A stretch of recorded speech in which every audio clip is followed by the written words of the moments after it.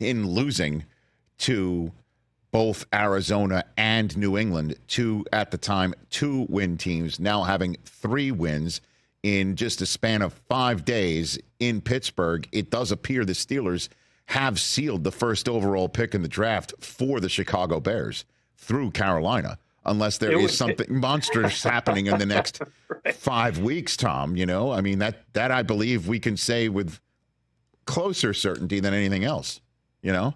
Listen, the Panthers offense looked better last week. They looked like the quarterback looked like he had calmed down a little bit in the first game since they made a coaching change. But the idea that they're going to rattle off several wins here is probably asking a lot from a team that, you know, currently has 1 in the win column.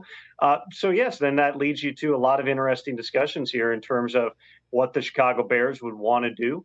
Remember, they currently, I believe, would own the number 6 pick as well. So you're talking about multiple top selections to remake your entire organization. Do you look at that as a chance to go out and, you know, depending who's making the decisions at that point, to go out and put your stamp on your own quarterback?